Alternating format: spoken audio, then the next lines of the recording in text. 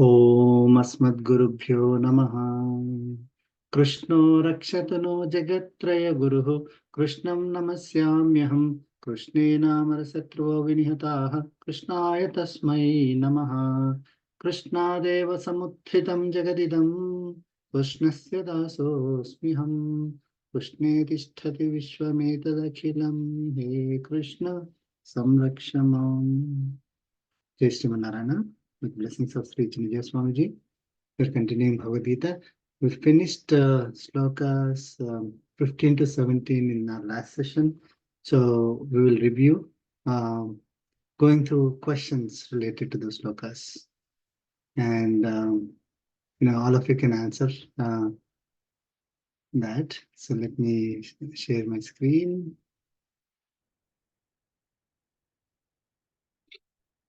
Okay. Again, this is from 15 to 17 slokas in chapter 9. Okay. So which one is correct? A Gnani worships any form because God is in it, or a Gnani worships Paramatma through any form? A tricky question. Yeah. Worships Paramatma. Okay.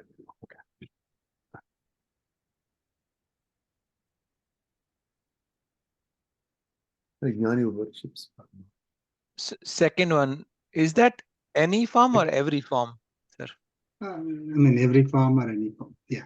I think the answer is the second one. Yeah, second, right? So the difference here, I mean, it seems very, same, right? But the difference here is that when somebody is worshipping a form, I mean, when a Gnani is worshipping the form, they're not actually worshipping the form itself. Yeah, that's important.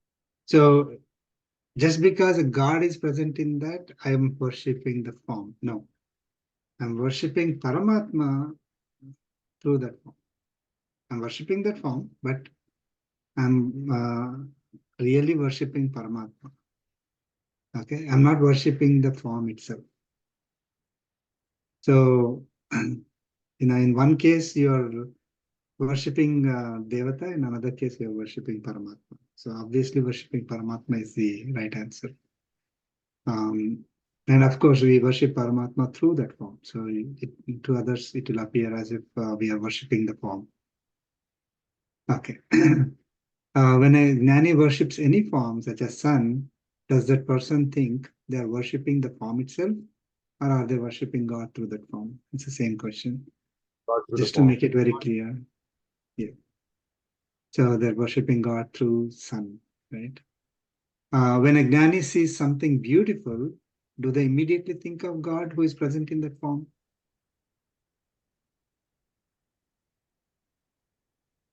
He sees God everywhere. Yes. Yes. I mean, these are framed in such a way that we learn from it also, right? The answer seems quite obvious. So, yes, we can enjoy the beauty. It's not that we have to sit in a corner of a room and don't do anything, right? We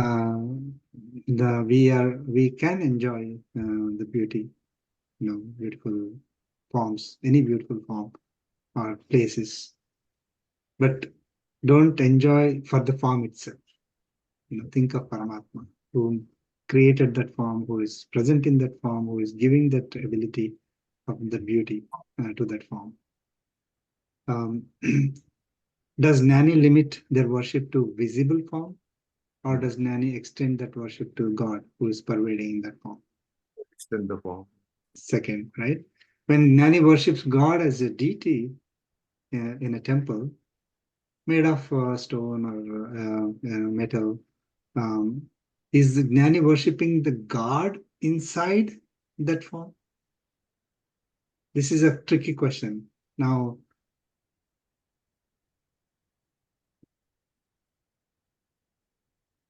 Worshiping God as a deity. so let's say you go to a temple and you have a Panchaloha, form of Paramatma. right? So are you worshipping Paramatma inside that metal form or a stone form? Or are you worshipping Paramatma himself? Worshiping Paramatma himself. Worshipping the God inside the form. Yeah, this is a tricky question. It is not God inside that form. Yeah. So every other form is you're looking at Paramatma inside that form. But when it comes to the, it need not be a temple outside it. It could be temple in your house also. Okay, a deity form of Paramatma. You're directly worshipping Paramatma there. It's not like, that Paramatma is residing in that form or pervading in that form. That's why I'm worshipping that form of Paramatma. No. Archamurti is Paramatma himself. That is a difference between a regular, other objects that you see, where Paramatma is pervading, objects or people or any. So, Archamurti is a special case where Paramatma is standing there or sitting there in whatever form that is, right? So you don't think that, oh, something is inside that and I'm worshipping that. You're actually worshipping Paramatma directly. Okay, so this is the special case. So there are 5 forms of Paramatma, right? Para, Vyuha, Vibhava, Archa, Antaryami, right? So this Archamurti is directly the Paramatma there. The deity form is Paramatma. Okay. What is Yajna?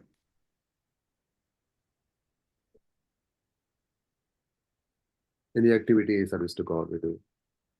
Right. Any duty that is performed as service to God. It has to be a duty. Okay. Okay. It is not like any activity that I can think of and then do it as service to God.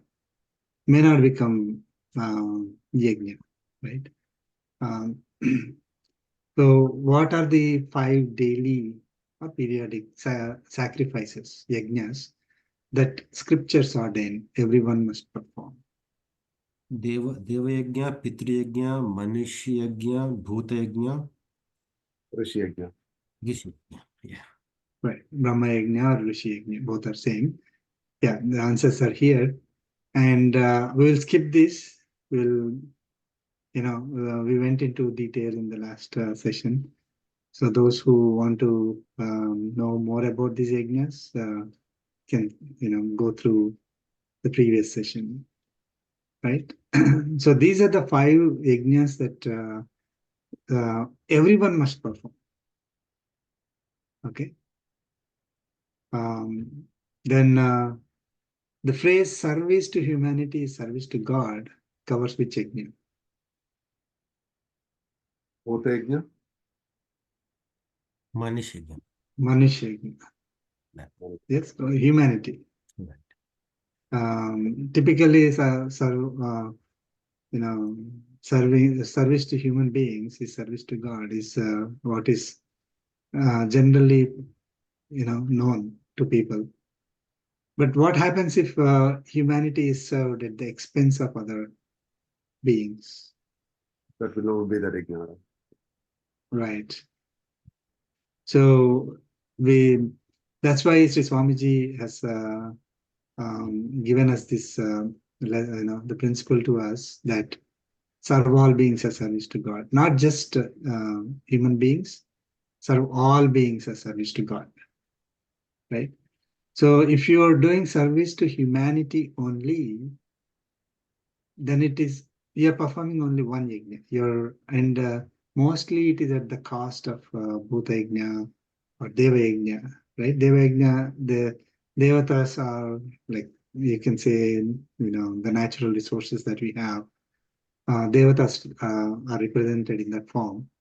So if we are, let us say, extracting too much oil from earth because we want to serve humanity, we want to make it as cheap as possible, it pollutes water and air. It causes trouble to other beings like animals and birds, and also eventually humanity will also suffer. But at the beginning, it will appear like, oh, we are serving people, right? So that's why all these five, it's so great message that our scriptures are given, that you can't simply just focus on humanity alone.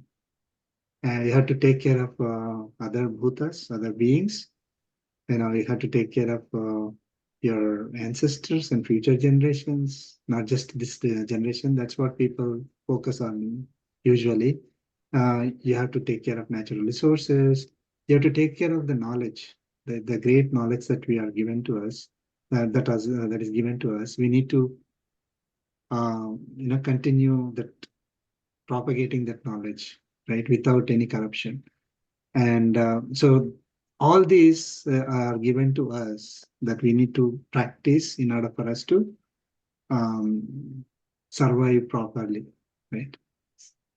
Um, when a yajna is done, um, who should we think?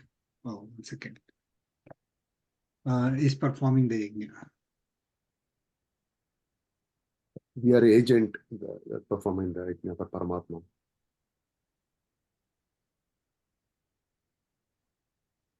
Right. Which is If I am doing the yajna, so instrument. yeah, I'm just an instrument. It is Paramatma is the real doer, right? So any activity that has done a service to God is also, I'm doing that activity belongs to God, and Paramatma is the real doer. I'm just an instrument. Okay. So far good? Okay. When a yajna is performed with some material, who should we think is in the form of that material? Paramatma. Paramatma. When a yajna is conducted with some knowledge, who should we think represents the knowledge? Paramatma. Paramatma, or God. When an activity is done as yajna, who should we think the activity belongs to? Yeah, it's Paramatma. The activity belongs to God. And this is reason why we cannot pick up any activity and say, okay, I'm doing it as service to God, because it has to be an activity that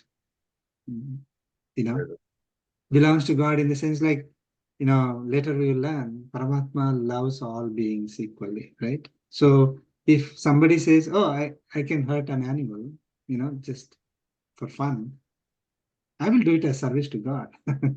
Then does it become yajna? No, because Paramatma won't do that activity. You cannot say hunting for no reason, right? That's for fun, is an activity Paramatma would do, right?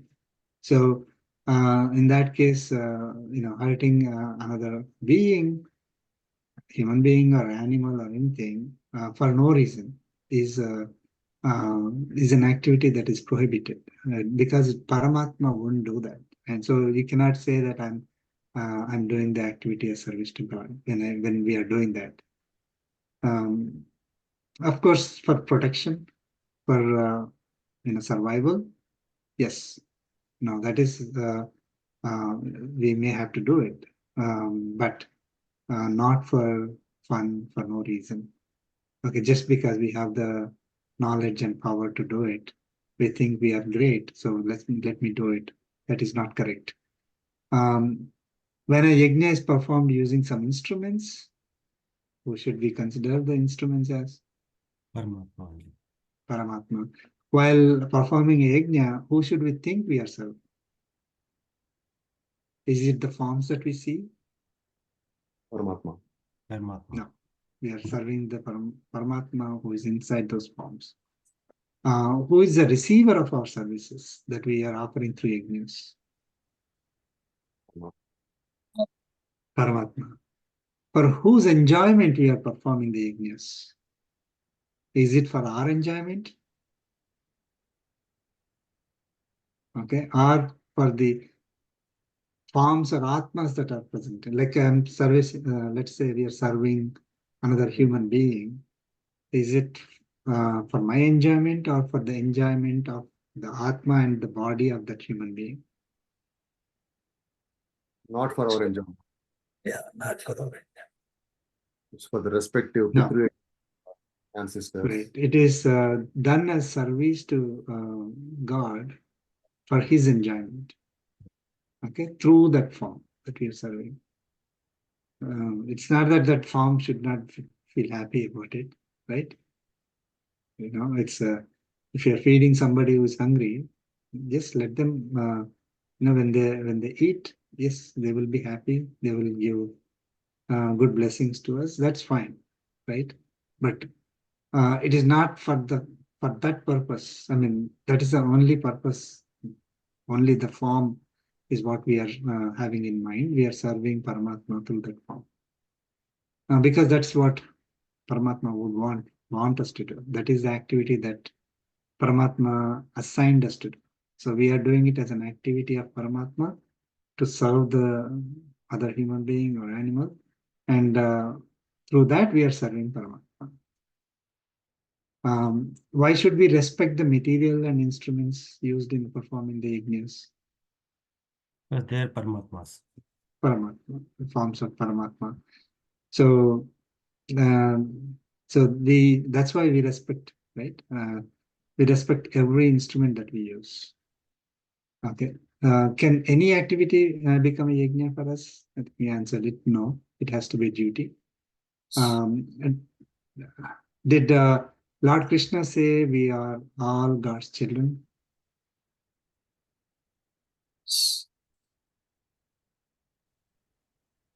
Yes, he said that was in it. God in the sense Paramatma. Yeah. Yeah. So yes, he is the father, he is the mother, he is the creator, he is the grandfather. So from that sloka, we, everyone, not just the human beings, right? So are only human beings God's children? No, it is all beings that are God's children. What are two essential things that are required for any being to be born? I mean, what are the two essential components of any being? Prakriti and Paramatma. Atma and Prakriti. Atma and Paramatma. Paramatma is there everywhere. So for a particular, say for a particular person to be born, right? So Atma. there is a Atma and Prakriti. So Prakriti. come together and that form is formed, right? The body is formed. And Paramatma is pervading all material as well as Atmas, right? So even before the material came into that being, Paramatma was pervading that also. So that's why to be born, it's Atma and material coming together to become a particular form. Or we calling it as a birth. The reason, I mean, there are some questions I skipped, as you can see, 26 to 30, because, like father, why he called himself as father and mother and grandfather, those, it's there in YouTube as well. So if, if anybody wants, they can go and review those. Did God create only the first couple and the rest of the creation started by them No, without God's intervention? no, it's always there. No. Right.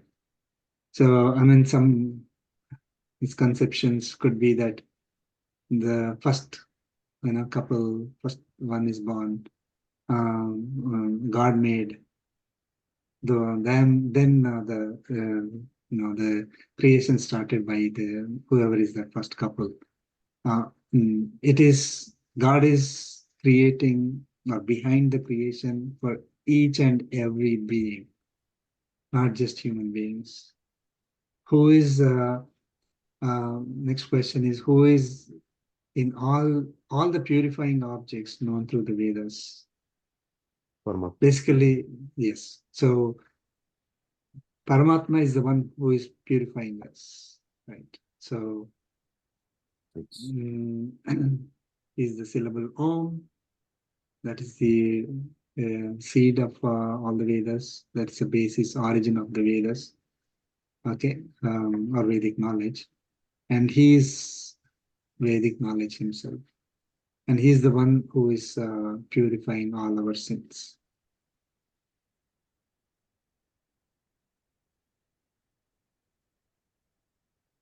Okay. Thank you. Any questions on that? These questions are amazing, and it helps anyone, a beginner, advanced person, intermediate person, make them think. So it's very, very detailed. Thank you so much for putting this together. It actually brings that conviction and, what I say, makes our knowledge deeper. Very good. Yes, yes. I mean, trying to put it in a question form so that it makes us think. Yes. And then some people may have these kind of questions. I mean, if you just read a sentence, maybe we are not able to understand it, but if we put it as a question and answer, maybe it will clarify. Yeah, sometimes if we don't put it on paper, it's still vague. We know the concept, we understand, but the precision of it comes only through this type of questions. Very nice, Sandy. Thank you so much. Thank you so much, Amy. Thank you. So again, YouTube, I'm posting all these questions in YouTube videos as well. And so if you want to go back and just read the questions, and I'm trying to give hints as well. I'm not giving the whole answer in some cases. Just look at the hint to get the answer. Okay. I think in previous videos, you just put in question, Karan. I mean, I don't think you had an answer, right? I think it's there at the. Some I didn't put answers at all. Yeah, you're right. That's good. Some I put answers in a cryptic form because you can't write more than 5,000 characters in YouTube. So I had to cut down some questions because I couldn't fit in. Okay. So we'll continue to learn about Paramatma. Okay. What Lord Krishna is telling us about Paramatma. So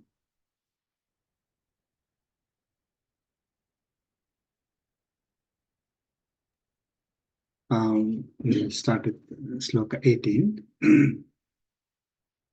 Please chant. Gatir Bharta Prabhu Sakshi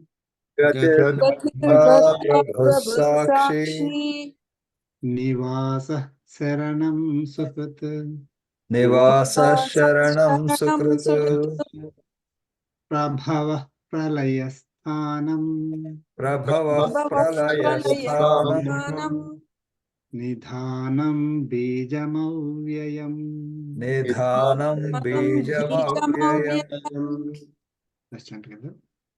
Gatir Gatir Bharta Prabhu Bharta Prabhu Sakshi Sakshi Nivasa Nivasa Sharanam Saranam Sukrutu Suhat Prabhava Prabhava Pralayasthanam Pralayasthanam Nidhanam Nidhanam Bijamavyayam.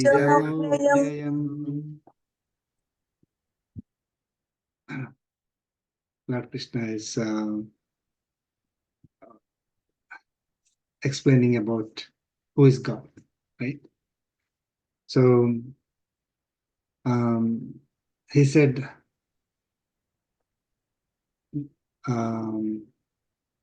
Gatihi, the goal.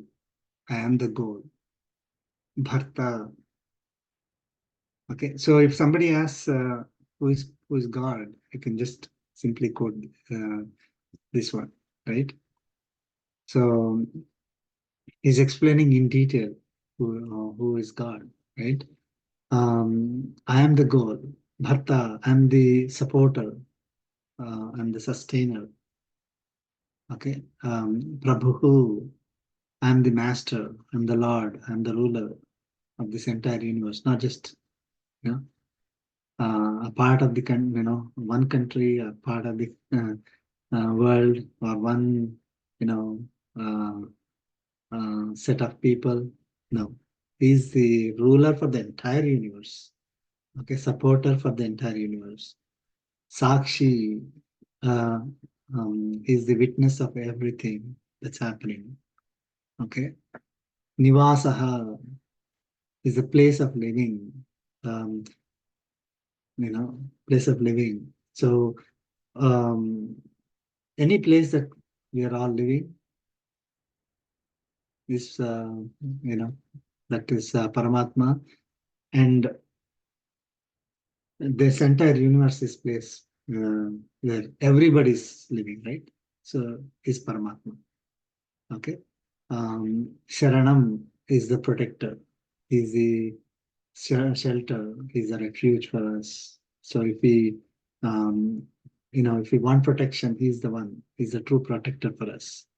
Suhrit is a well-wisher. Prabhavaha pralayasthanam. Prabhavaha is the origin, the place of origin. Pralayasthanam is the place of dissolution. Okay. Dissolution, so the place of origin and place of dissolution is Paramatma. So at the beginning of the Kalpa, when the creation starts, right? That place is Paramatma. At the end of the Kalpa, when the entire uh, universe is dissolved, going back into him, that place is also Paramatma. Nidhanam, the objects that are born and disappear, like any object that comes into being, comes into existence, and then disappearing. That's also Paramatma. Avyayam Bijam, Bijam Avyayam is the imperishable seed. Okay. Imperishable seed of everything.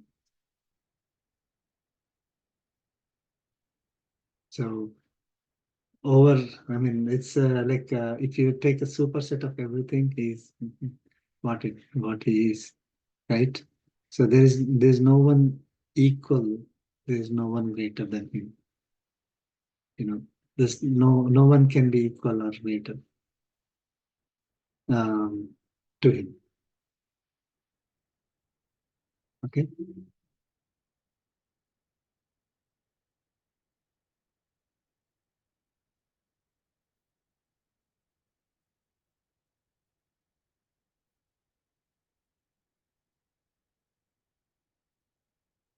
So God is not seeing me. I need to pray to him with like whatever, a lot of effort that we need to put in. Only then he will see me. It's not like that. So, and these are some of the things, right? Like we think God is somebody like us. So he will only see some people like what we do, right? If there are 100 people, you can't see everybody at the same time. So whoever is shouting, whoever is praying us, whoever is giving us gifts, or whoever is doing favor to us, is what we will be able to see them, right? Paramatma is not like that. He's the Sakshi for the entire universe. And we can't say, oh, he's not seeing me, or he will not see me anyway. It's nothing like that. So there's nothing that we can hide from him.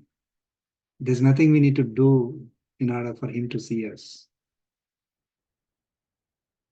Right? If that was the case, he's not. He cannot say Sakshi. He cannot say witness of everything. So there's nothing that will. We can hide from him. We can skip.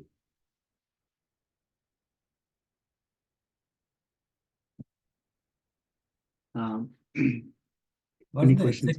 exact meaning of Suhrud and Suhrud? The well-wisher. Well-wisher. Well-wisher of all beings. Okay, again, not just human beings, right? So, I mean, it doesn't matter whether somebody is praying or not. In other words, not saying that you should not pray, right? That's not the case, right? But if the concept is that I need to do a lot of things, only then he will become my well-wisher. No, Paramatma is loving even an insect, right? So what is insect doing compared to us? So we are. I mean, he is the well-wisher of all. Loves all of us equally. Doesn't matter what part of the world we belong to, gender, race, none. So he loves us all equally. So he's well-wisher for all.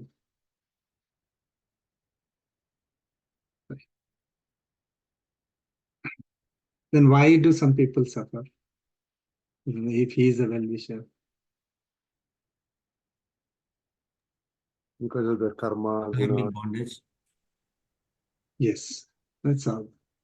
I mean, now it is very clear, right? Otherwise, we think, oh, God is not looking at me. That's why I'm suffering. So let me pray to him. Then my suffering will. It is not that he is not seeing. It's not that he is not our well-wisher. That's why we are suffering.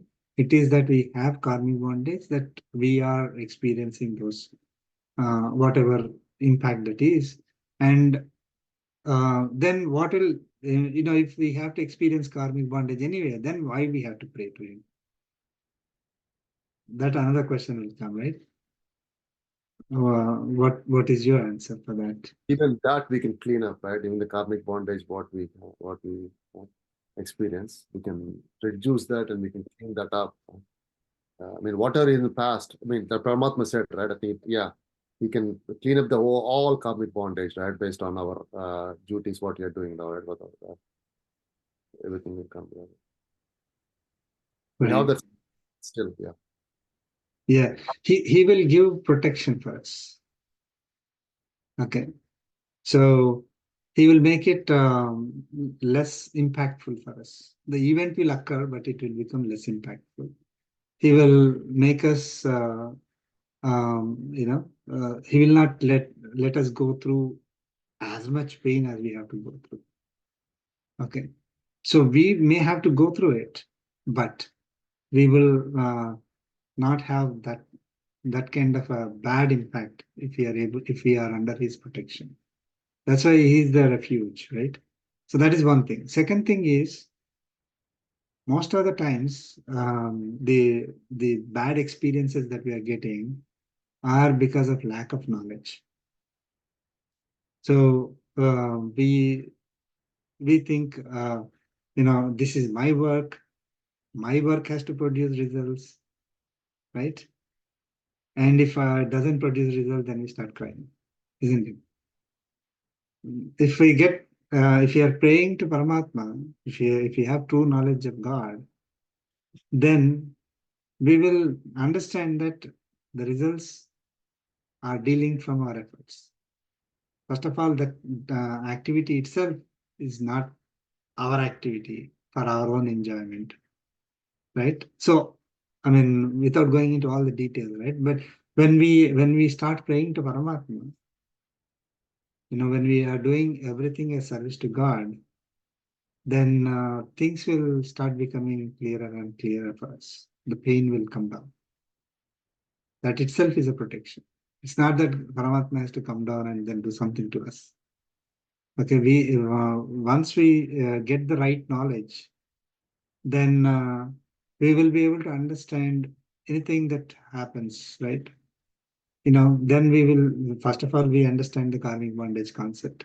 Second is we will be clear about why we are not getting the results, right? I mean, again, when we go into 18th chapter, we'll even become more and more clear. Okay, and then we will that in unfavorable result may not bother us that much, right? Our focus will shift from our own personal gains, personal pleasures, focus on us, our focus will shift towards Paramatma. Our goal will change. That's why he's saying that I am the goal, right? That's the only goal we should have. Okay. So rest of the things are his activities we are doing. Okay.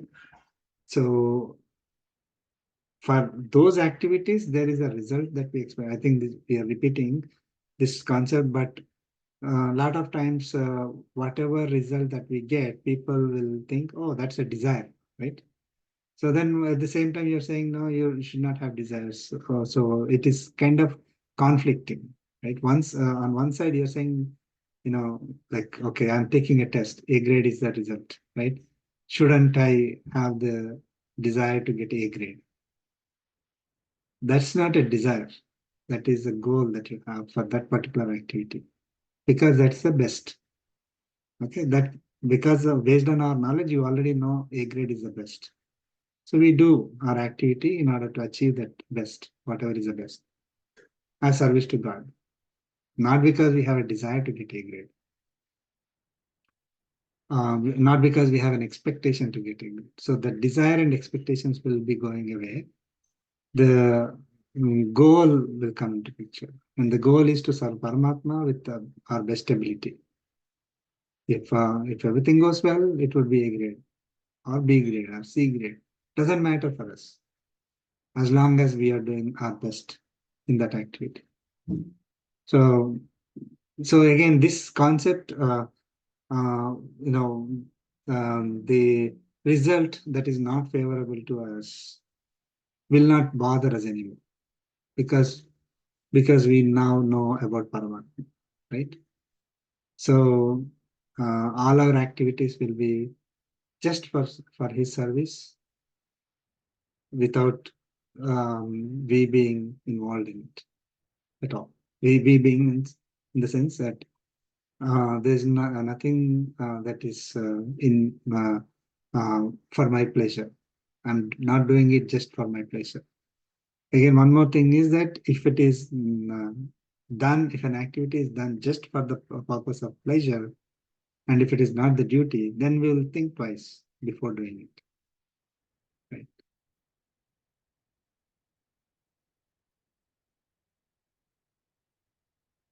Okay. We'll move on to the next sloka. Sloka 19.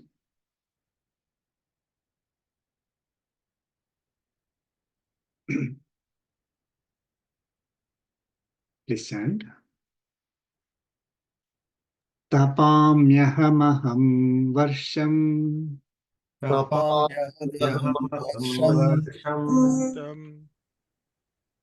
nigrunha mrutyujami cha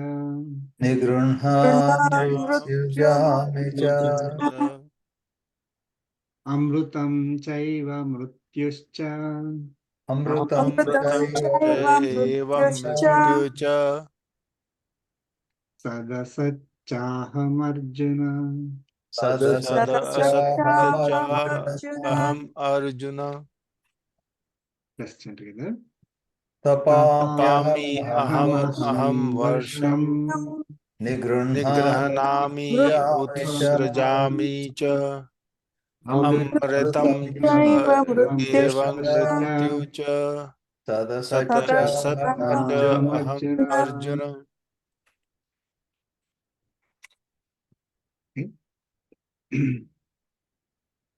So far, he said, I am goal, I am the protector, I am the creator, I am the father, I am the mother, I am the. So, using nouns, right? Okay. So, now Lord Krishna is talking about, Paramatma. Hey Arjuna, Arjuna, aham tapami. I am giving heat. So now, kind of, it's talking about the quality or the activity, right? So, how do we get heat? Through fire or sun, right?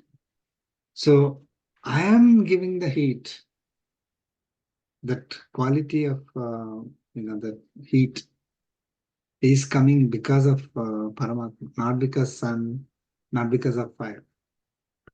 That quality given, quality of heat is given to sun or fire by Paramatma. He is the one who is giving. So sun is burning, or fire is burning. Where is that burning quality coming from? Paramatma. Paramatma. So that quality of burning, that activity of burning is because of Paramatma. Okay? That giving of heat is by Paramatma.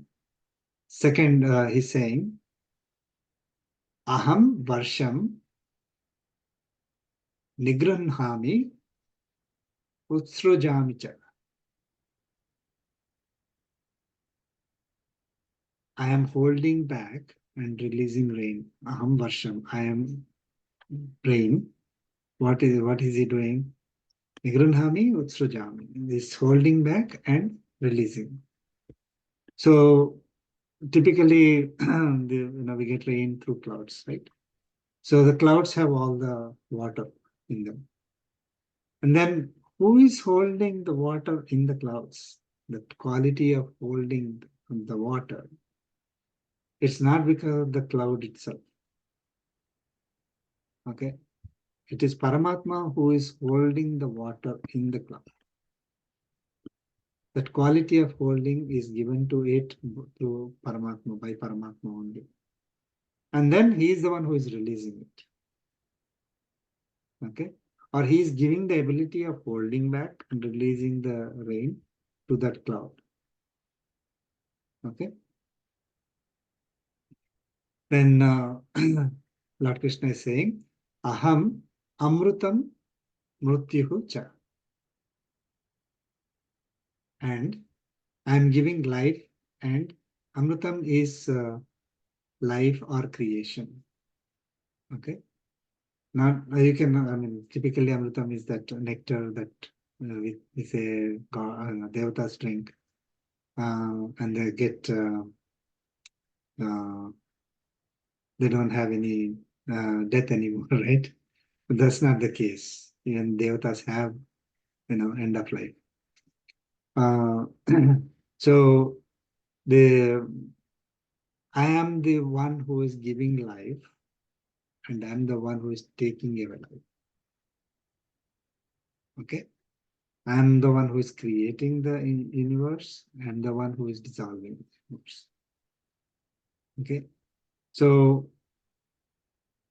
he talked about the sun, the heat and the rain, and then just think about it, like what is another thing that is very important for us apart from the heat and water? Air, right? Air. Perfect. Very good answer. So how are we breathing? For the last 15-20 minutes, did anyone remember breathing? No, right? I didn't remember. but breathing, of course, right? So he's the one who is giving us the ability to breathe. We didn't make any effort, right? We don't even remember. And then, so does it mean that I'll have forever? I can breathe for 1,000 years? No, right? So there will be a time when that breathing ability will go away. And at that time, the person wants to continue to breathe, can do that, right? So he is the one who is giving life, and he is the one who is taking it away. Okay. So, does not talk directly about the air here, right? But The life is coming to us because we are breathing. That's the most fundamental thing. And of course, lot more things have to happen, not just breathing, right? Our heart has to beat, and the blood is circulating, and nervous system should function. So many things need to happen for us to live, right? For us to say there is life in that body. All that is happening without that body knowing, or without that body trying to make any effort, isn't it? It is because of Paramatma who is giving life to that body. And there will be a time when that life will be taken away. Then we are calling it as death, right? So I'm the one who is, Paramatma is saying, I'm the one who is giving life, and I'm the one who is taking it away. Okay. And Lord Krishna is saying, Sat Asat. Okay. Again, a lot of interpretations, but Sat is anything that is existing, that which exists. And Asat is not existing at that moment. Okay. So it is any object that is existing now is Sat. And Asat is, he's saying, I am Asat. I am any object that existed in the past or will exist in future. That is not existing now. It was existing in the past, or it will exist in future. So now basically every object comes into that, right? So he's every object. Object includes bodies as well, right? Not that simple table or chair like that. So anything that was existing in the past, anything that is existing now, anything that will exist in future, I am that. Okay. So I'm the one who is giving heat. I'm the one who is giving rain, right?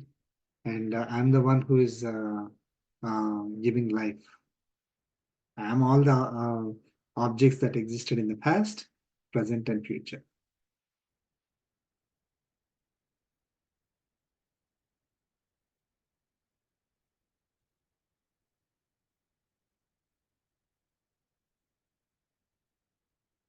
Professor, I'm sure you might explain it before, right? So the temperature is very hot now, summer, and same thing with the rains as well, right? And he's holding it up. But does he want us to suffer by having higher temperatures? Or does he want us to suffer by having floods, rain, or other things like that? Hurricane? Very good question.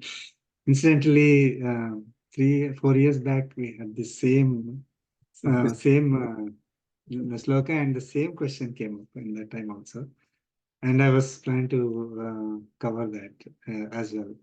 So wonderful question. Like, so he's the one who is giving heat or rains, right?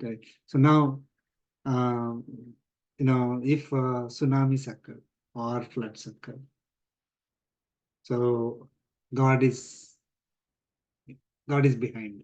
That's what he's saying, right? So does that mean that God is the one who is making people suffer, or he wants people to suffer? So then how can he be a well-wisher, right? So if everything was under his control, then why didn't he control the tsunami or the floods or excessive rains or tornadoes, or that is a question that comes up every time. God is angry because that's why he is doing it, is another thing that we keep hearing. So does anyone have any thoughts on that?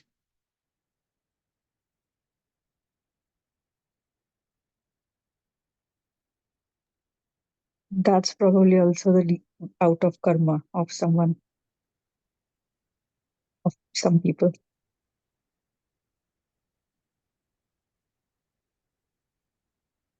Karma of some people. Good answer.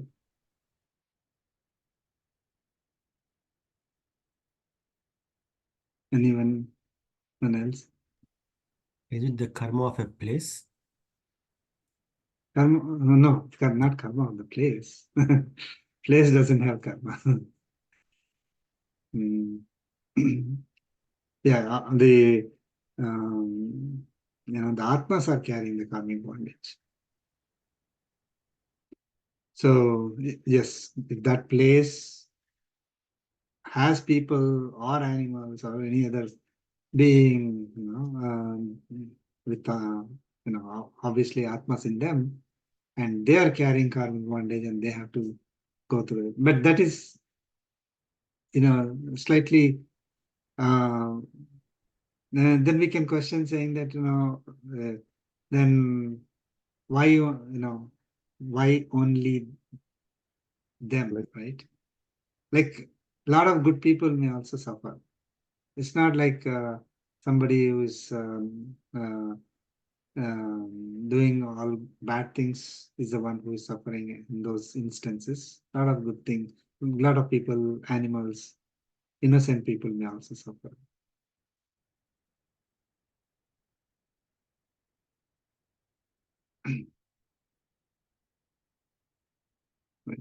So, I mean, most fundamental thing is that people make decisions. People have choices. Okay. People do things based on their choices. Okay. So, if let us say, very simple, without going into the Panchamahayagnas and all that. If people build houses on the beach, houses in riverbeds, houses in low-lying areas, either because they're cheap or somebody has power, they just grab them. They basically deceive other people, or if it looks great because it's a beachfront or lakefront property, all these, right? People are setting up themselves for failure.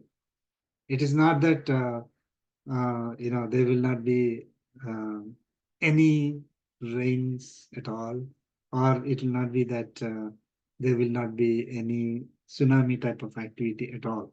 It will be, right? Irrespective of who is living there, there will be. So if people, take a decision that is, with the not considering those things, right? It is bound to happen one day or the other. So it is the people who are responsible, either due to greed or lack of knowledge, or because they're forced to, right? Due to poverty or again not having power, they're forced by other people. So for any of those reasons, they suffer. Okay. So that is the first. So it is not that Paramatma is angry. It is that people have chosen. If somebody, just a very simple example is very healthy person, okay, stands in front of a train, what happens? you know. So I mean, it's as a society, people are setting up themselves for failure in certain cases. Okay, so that is first thing. Second thing is when adharma increases a lot, there must be an external intervention. Okay, we learned that, right? When adharma increases, when dharma falls down, then is either he will interfere directly or will do it through whatever means he has, right? So that correction that needs to happen. For example, one simple example is Kurukshetra war. Is a correction that he had to perform in order to clean the society at that time. It was corrupted for many years. Okay. Well, how you can say it got corrupted? Anyone can say.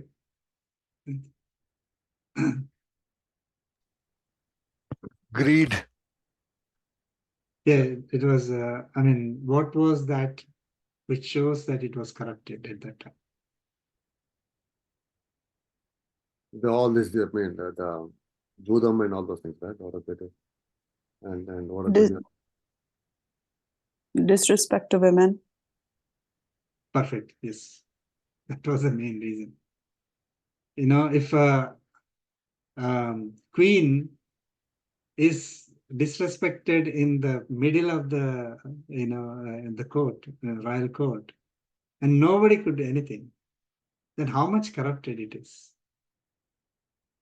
Okay. So people say, oh, why all of them have to go away? Why not just Duryodhana be taken care of? Why so many 18 Akshavahinis? 18 Akshavahinis have to be taken care, right? It's because none of them raised any voice. I mean, properly. They might have shouted, but they could do more. Nobody did it. So that is one main thing. So the entire society got corrupted. Okay, so it has to be rebuilt by people who care about the righteousness. So when such things happen, when let us say people are corrupting the nature beyond correction, okay, then it has to be put to stop. Then a lot of people will suffer. Not that's only temporary suffering, right? You're not. They're all. I mean, then probably they'll take birth again, right? But the future generations will go through righteous, living. So, So whenever there is a correction, then yes, a lot of people may suffer. So to answer your question, floods, tsunamis, all these are either people took bad decisions, All correction. etc., or there was a correction required. Not because God is angry. You can say God became angry Correction. and correction has to take place, but that is his kind of. He probably would be saying, "Sorry, I have to do this. I'm just trying to show what he would feel." Right? For him, there's no. The material is not getting destroyed. The Atma is not getting destroyed. For us, it will appear like that, right?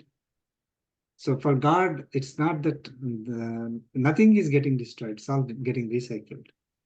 So it's better to recycle than to have. I mean, do we keep some like 40-year-old car which doesn't run properly? Right? Always giving trouble when we want to drive. We don't, right? We want to refurbish it and maybe recycle it, get another one. So when adharma becomes so much, then for him that's the only option. So he has to recycle the society in such a way that dharma again gets established.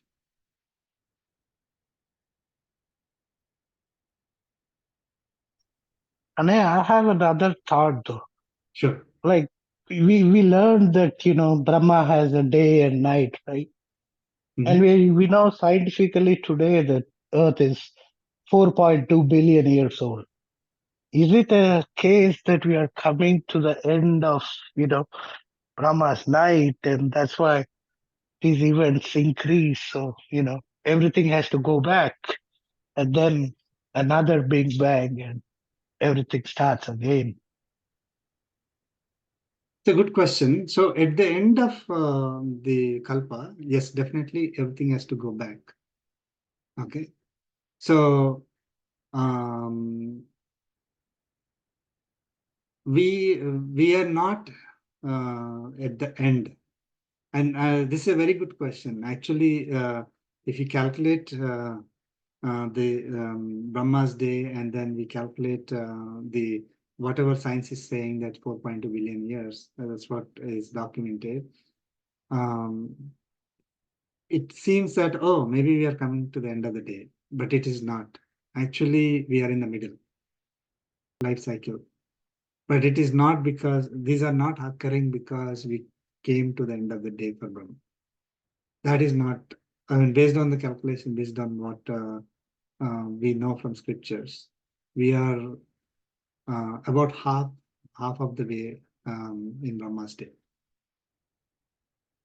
Okay, so we don't have to worry that it is coming to an, the 4.2 billion years came from sun having the, I think is that right? Like sun is 4.2 billion years old. So they calculated from that, right?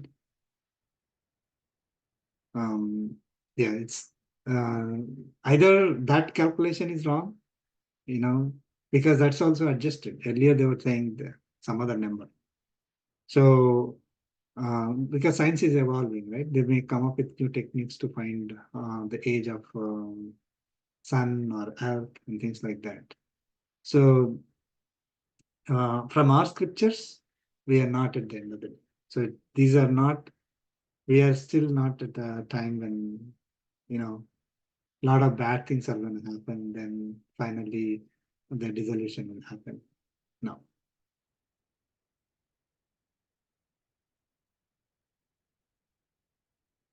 That's a good question. So every Chaturya, I mean, the four Chaturyugas, right? Kali Yuga is documented that Kali Yuga will have a lot of turmoil, right? A lot of things, bad things keep happening. If you go into Bhagavatam and other scriptures, explain what may happen, like human beings will not act like human beings. Okay. So Kali Yuga is 432,000 years. We are 5,120 plus 5,124 or something like that years into Kali Yuga. Okay, we have still 430,000, approximately 430,000 years or 427,000 years to go. Okay, so a lot more bad things may happen in future if the trend continues. And still, it doesn't mean that there will be a dissolution at the end of Kali Yuga. There will be a small correction, not complete dissolution, but again, it's not that all the creatures will go back into him. It's not like that. There will be continuation only. For example, after the Dwapara Yuga is completed, Lord Krishna, went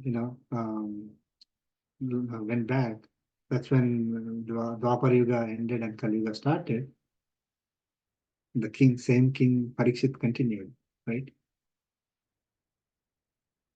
So all the beings are not going to go away.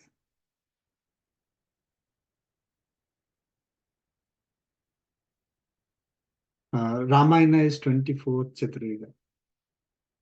We are in 28th Chaturyuga, Kali Yuga.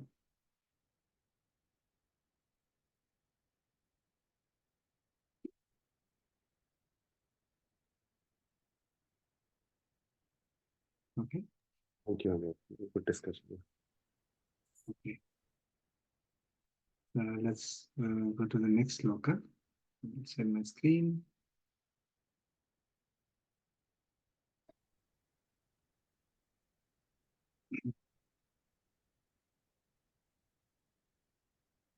Please chant. Traividyamam somapah putapapah Traividyam mama somapa papa यज्ञैरिष्ट्वा स्वर्गतिं प्रार्थयन्ते yajya istava swargatim prayante ते पुण्यमासाद्य सुरेन्द्रलोकम् ते te punyam पुण्यमासाद्य asadya surendra सुरेन्द्रलोकम् lokam अश्नन्ति दिव्यान् दिवि देव भोगान् asnanti दिव्यान् दिवि divyana divi devan देवभोगान् bhogan Let's chant together. Traividyam त्रैविद्यां mama somapa puta papa सोमपापपाः yajna यज्ञैरिष्ट्वा istva स्वर्गतिं swargatim प्रार्थयन्ते prarthanante ते te punyam पुण्यमासाद्य asadaya surendra सुरेन्द्रलोकम् lokam अश्नन्ति asnanti दिव्यां दिवि divyana divi deva देवभोगान् bhogan.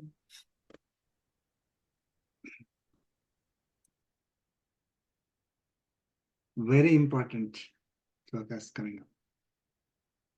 Okay. Lord Krishna very clearly differentiated God from the others. It's not, people started calling devatas as gods and Krishna is another god. So the bunch of gods. And Hinduism is multi-god culture, multi-god religion. Absolutely not. There's only one God and the others are devatas. Did Lord Krishna say anything in Bhagavad Gita about it? Yes. Several places, but one more place is this, that he clearly differentiated between devatas and Paramatma. Okay. So Lord Krishna is saying, Traividyaha, those who are followers of rituals given in three Vedas, Rigveda, Samaveda, Yajurveda. So basically, Vedas contain rituals, right? For we perform those rituals for our benefits, right? To gain our benefits. Those rituals are performed as service to devatas. Okay, that is what is given in the first half of the Vedas. Then Vedantas, we'll come to that. Vedantas talk about Paramatma in more detail. Okay, so Traividyaha, those who are followers of these rituals, Somapaha Putapapaha, drinking the Soma juice after doing those yajnas. So Traividyas, what do? They perform the yajnas. Okay, as service to those devatas, because that is how the knowledge is given in the first part of the Vedas. And then they take the yajnasation. That is the Soma juice. Whatever is the yajnasation, the prasadam they take after conducting the yagna. Okay, so far good, right? Mam yajnaihi istva, having worshipped me. Okay, by those yajnas, yajnaihi, by the yajnas performed for devatas. Okay, rituals are performed for devatas. You are doing the yajna as given in the scriptures. They are worshipping me only. Okay, through those devatas. What happens after that? So when they are performing those yajnas, they get purified. Putapapaha, purified from sins. Once they are purified from sins, Swargatim Pradhayanti. They are basically they're seeking Swarga, right? See, I'm performing the ritual to the Devatas, sacrifice to the Devatas, and I am praying to those Devatas for attaining heaven. Okay, so when you perform those yajnas, sins are getting cleared. Okay, so after that, after sins are getting cleared, you pray to those Devatas, what happens?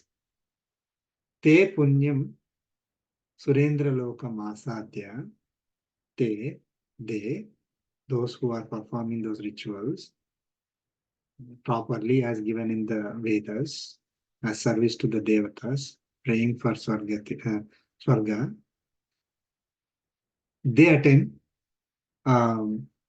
the Surendra Lokam. That is the world of Devatas, world of Indra. Okay? Divideva Bhogan Ashnanti. They experience the celestial pleasures. Very simple. Okay? So you pray to the Devatas as given in the scriptures, seeking heaven. After the sins are cleared, by performing those yajnas, you attain this, you attain heaven, okay, and experience the divine pleasures, the celestial pleasures. Okay.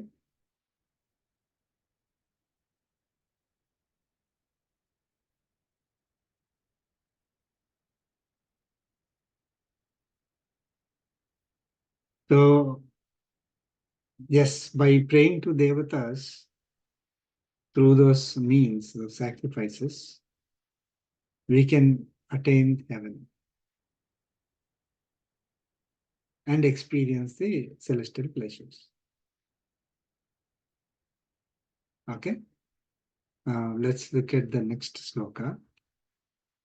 What happens after that? Do they stay there forever?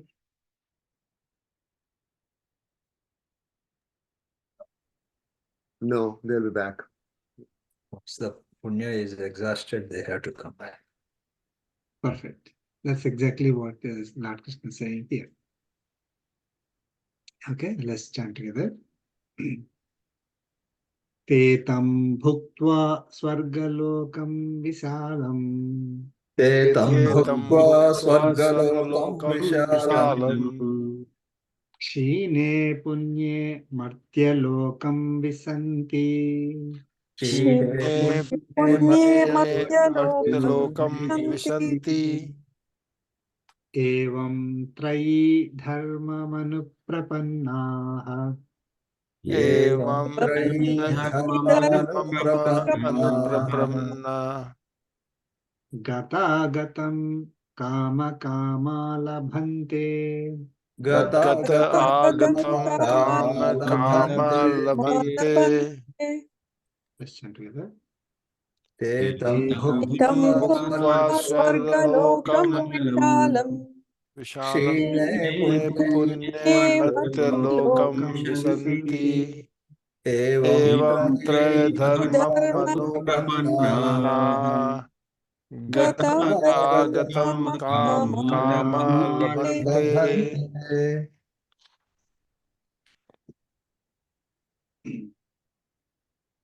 They tam bhuktva swargalokam visalam. After enjoying that vast heaven, swargalokam visalam. That heaven which has lot of pleasures, right? I mean, lot of celestial pleasure.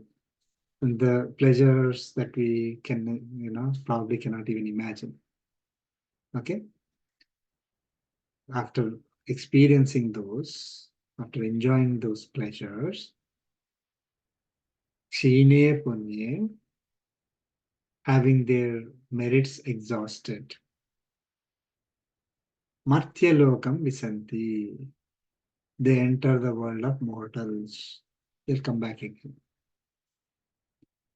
So, after performing the rituals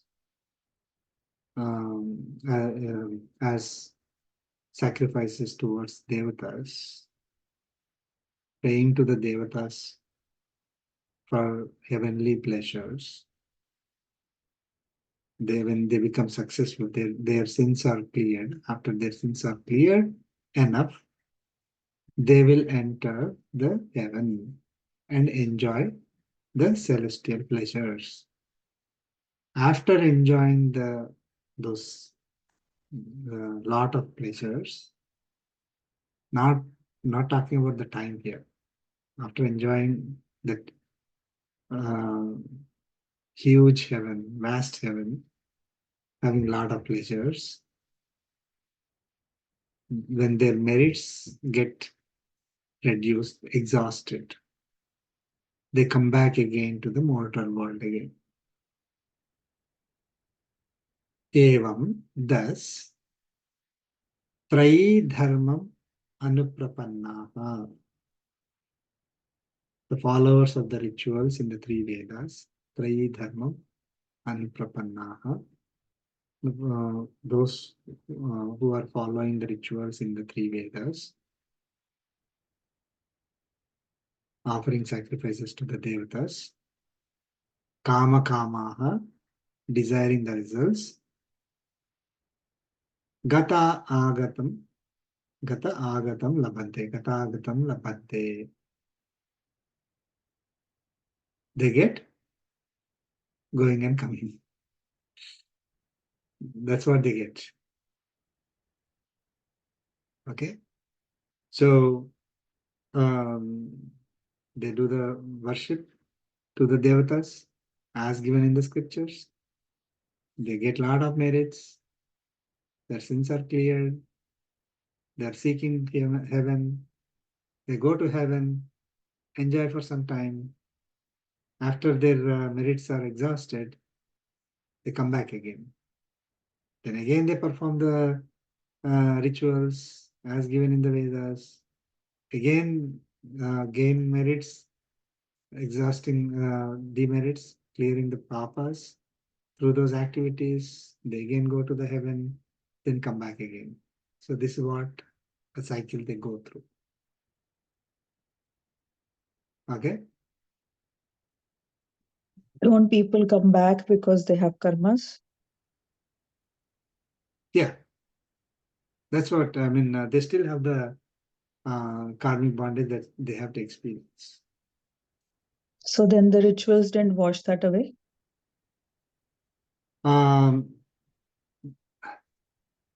They washed away to the extent that they can go to the heaven and come back. Not the whole thing. They will never. Okay, it's a very good point. The only one who can clear the sins is Paramatma. Okay, the only one who can clear all the sins for us is Paramatma.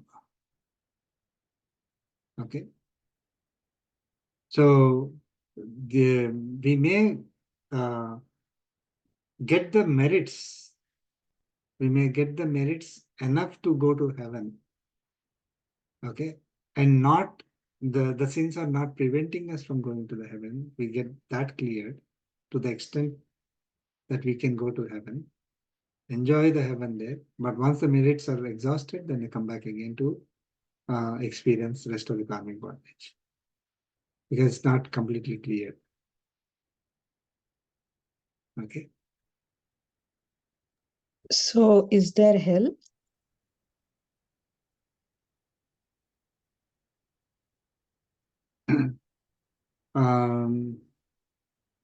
Yes. Yeah. That is Because we another only talk topic of heaven. altogether. Yeah, so Lord Krishna is talking only about a very good question here. Okay, so there are three kinds of people. The lowest is just doing anything that they want to do, whatever they can think of, not following any scriptures. Okay, so acquire as much karmic bondage as possible, acquire enough papas, punyas, because they don't know. So based on what they have acquired, when they leave the body, whatever experiences that they have to go through is decided by Paramatma. Okay, before they take another birth. Now, this is a set of people who never followed any scriptures. Okay. Now, the second set of people is people who are following the scriptures, doing all the activities as given in the scriptures, praying to the devatas, seeking heaven. They are given that the result of going to the heaven. Okay. Now they experience the heaven for some time and then come back. And the third set of people is what we are going to learn are those who are seeking Paramatma only. Okay. So even when they are praying to devatas, they are doing it as worship to Paramatma. When they are praying to devatas, they are not seeking pleasures, they are not seeking heaven, they are only seeking Paramatma. That is their only goal. For them, Paramatma is the one who will clear the sins completely and they will get the liberation. They will not have to come back again. Okay. So the first set of people is what you're talking about is they may go to hell, right? Yes. Whatever they are supposed to experience before they have to go to another body, take another body is what they will experience. Usually it is the Naraka, right?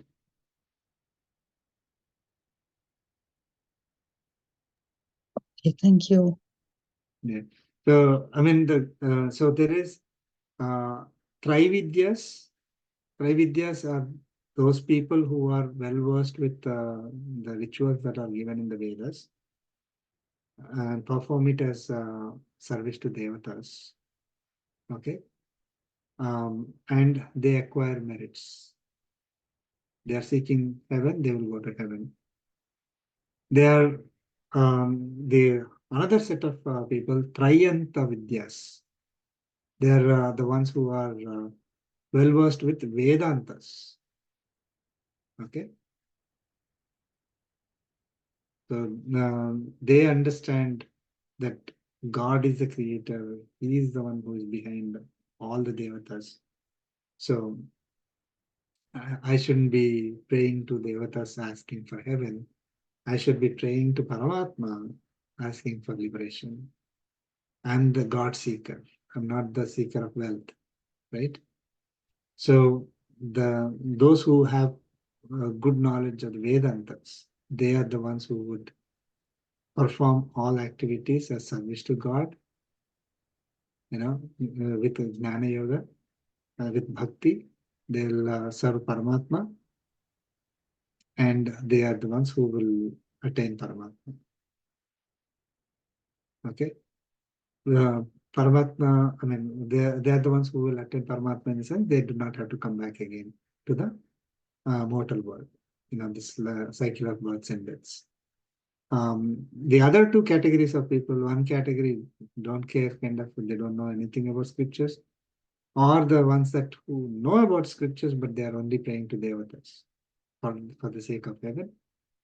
Both of them, they will not attain liberation. Right? So Lord Krishna gives more, but it is very, very clear differentiation between devatas and Paramatma. Okay, so yeah, they shouldn't be called gods. They should be called devatas only. If we are calling Lord Krishna or Paramatma as God, then everyone else should not be called as God or gods. They should be called as devatas, because that's what is given in our Sanskrit scriptures, right? So, but if somebody chooses to translate devatas as gods, then we have to give another name for Paramatma. So the Supreme Lord or Supreme God or something like that. But that again becomes confusing. So it is God, one God, many devatas. Devatas do not have the capability to write off somebody's sins completely and keep them in the, in Indraloka or the heaven forever. People who enter the heaven, they would have to come back again after experiencing some pleasures, is what Lord Krishna is saying. So if people don't have body, how will they experience pleasures? It's a good question. So every Atma will take a form, which is suitable for experiencing whatever it is supposed to experience. So they'll get a divine body when they actually go to Parapada. Okay, so even there will be a body also, but that body is a divine body which can experience the divine pleasures. Now, when they go to heaven or Naraka, they will get the body that that they can experience all those things, whether good or bad, right? First of all, the Atma carries Sukshma Sharira always, that is given, and Atma gets a form, gets a body that is suitable for experiencing whatever it's supposed to experience.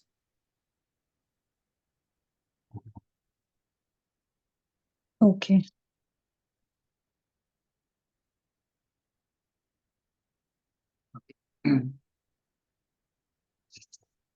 Okay, thank you. I'll conclude with a concluding prayer. Kayena vacha manasendriya buddhyatmana va prakriti swabhava karomi yajjat sakalam parasmai narayana samarpayami Sriman samarpayami sarvam Sri Krishna arpanamastu Om Asmat Gurubhyo Namaha. Jai Srimanarayana. Jai Srimanarayana, everyone. Thank you so much. Narayan, thank you. Jai Shrimanarayana. Yes, thank you so much. Jai Shrimanarayana, sir. Thank you. Narayana, sir.